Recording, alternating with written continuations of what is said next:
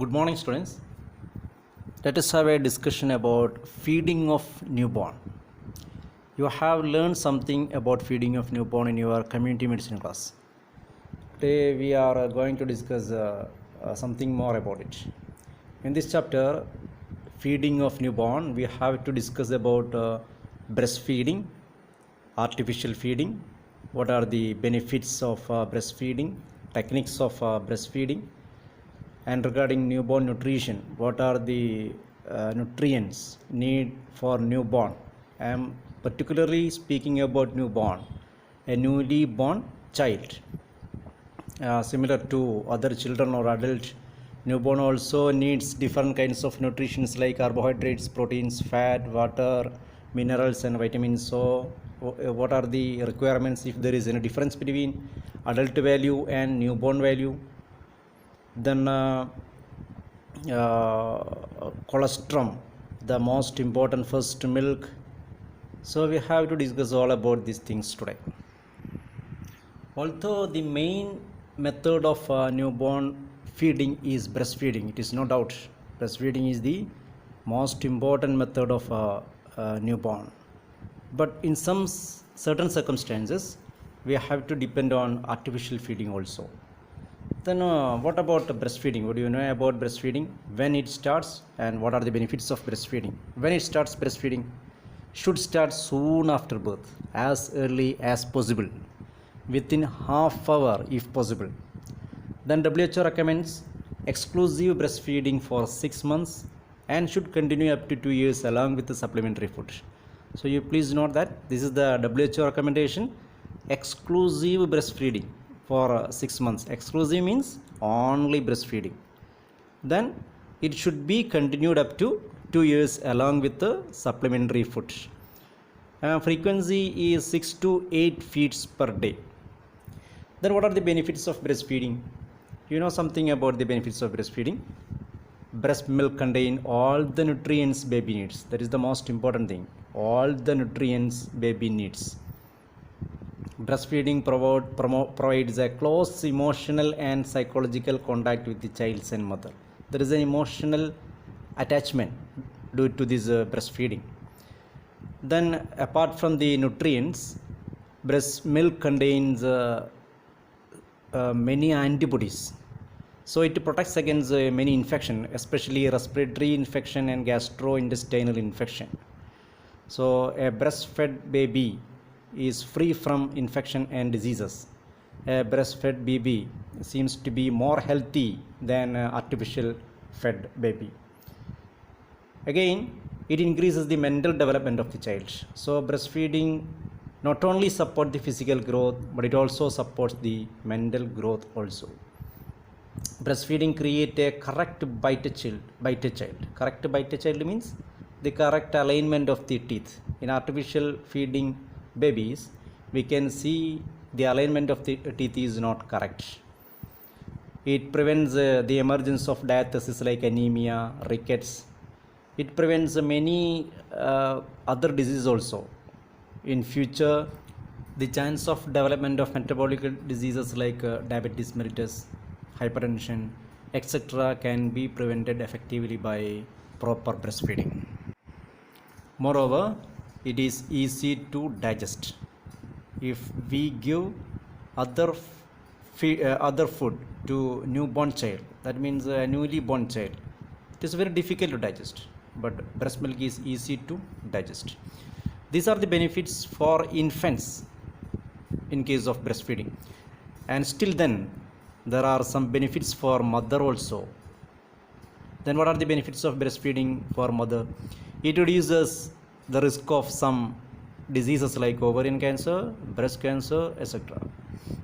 So breastfeeding benefit both for mother and child. We have seen that WHO recommends exclusive breastfeeding for first 6 months. So there is a question arises: if breastfeeding alone is enough for a newborn, or whether the breast milk contain all the essential nutrients need by the newborn. Yes, the answer is of course yes. And what are the nutrients needed by newborn. Similar to adults, a newborn needs water, the sufficient quantity of water and fluids. A newborn require sufficient amount of energy. A newborn require sufficient amount of macronutrients like protein, fat, carbohydrates. Newborn feed, newborn food, whatever it may be, should contain the macronutrients, fat, carbohydrate, and protein. And it should also contains minerals, especially calcium and iron. These are the two important minerals that should be present in newborn foods. Other minerals should be also the vitamins, especially vitamin A, vitamin D, vitamin K.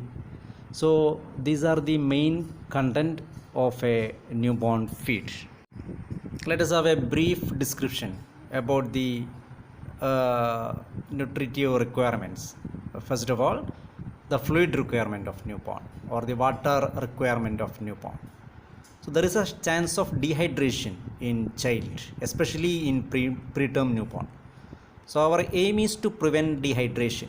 Dehydration should be monitored, especially in high risk newborn, especially in preterm babies. In preterm, there is a chance of higher insensible water loss. Insensible water loss means water loss other than urine and stool. For example, through skin, there is a increased chance of insensible water loss in high risk babies. So we should monitor the dehydration and we should correct the dehydration. How can we calculate the amount of fluid? Amount of fluid can be calculated from input output chart, daily weight records, and urine osmolality. In the initial days of a newborn, sometimes we have to weigh the child daily. Then only we can calculate whether there is a loss of water or not. Then please remember that normally there is an initial weight loss in first week of a newborn, that you know. Birth weight, then after during the first week there is a initial weight loss up to 10% weight will be lost during the first 1 week of a child. Then it regained the birth weight by 10 days. You please keep in mind these points. Then next about energy requirements of a newborn. You know what is the energy requirement of adult male and adult female? An average adult male require 2700 kilocalorie per day, while an adult female, an average adult female require 2300 kilocalorie per day. That you know, an average. There will be a variation according to body weight and age. Then what is the average energy requirement of a newborn? It is easy to remember, 100 kilocalorie per kilogram body weight per day. 100 kilocalorie per kilogram body weight per day. So a newborn with a body weight of 3 kilogram, that newborn needs 300 kilocalorie per day. Then about other requirements of nutrition. Of course, a newborn should need sufficient amount of macronutrients. What are the macronutrients? Carbohydrates, fat, and protein. But there is a difference between the need of these macronutrients in newborn and adult.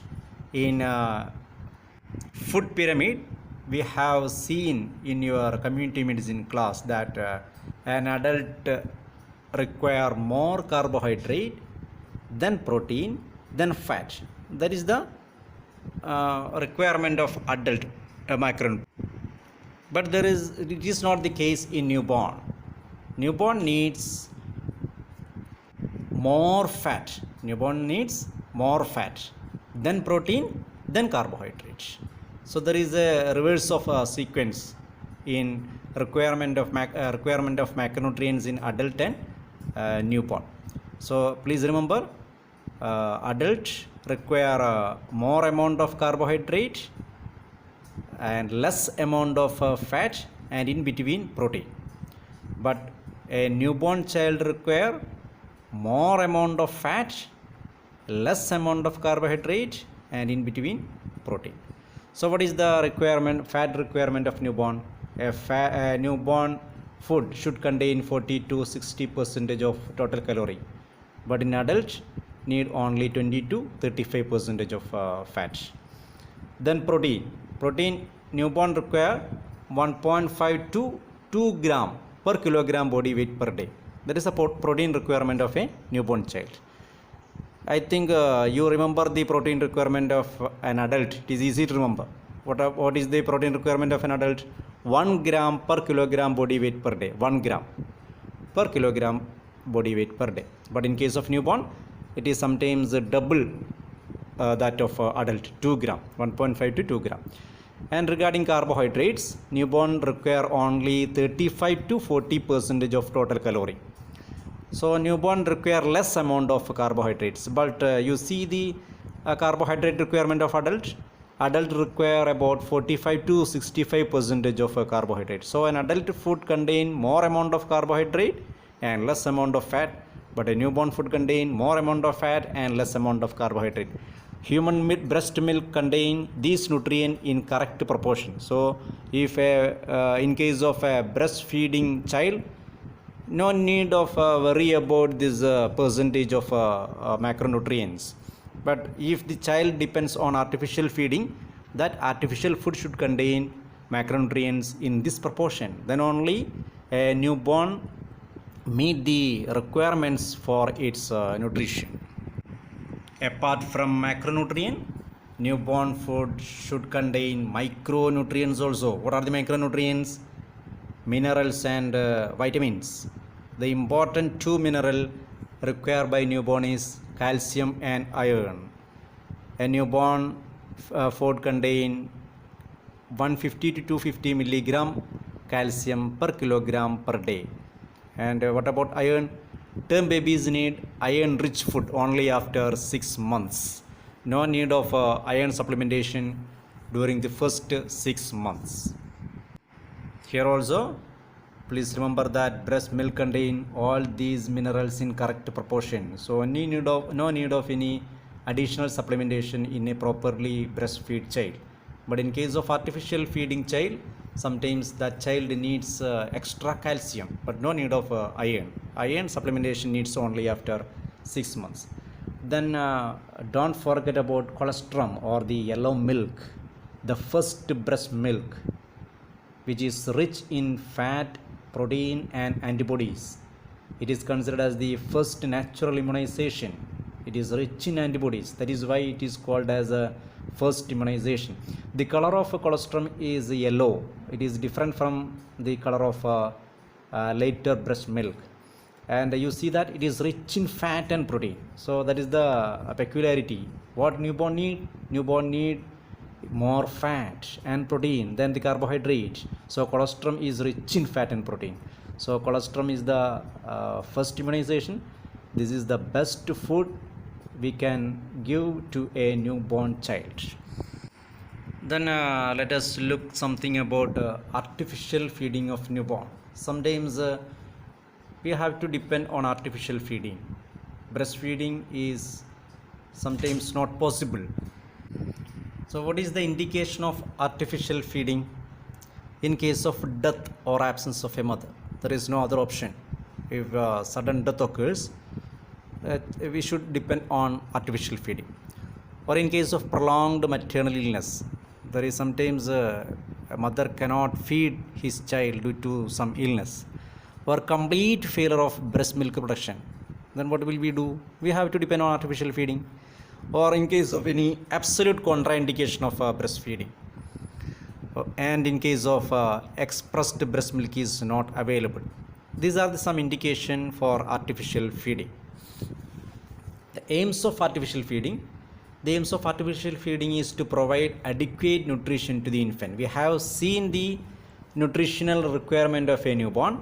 It is quite different from the nutritional requirement of adult. So if we are planning to artificial feeding, that artificial food of a newborn should contain all the adequate nutrients to substitute breast milk and provide nutrients approximately as same as breast milk. There is another aim of artificial feeding.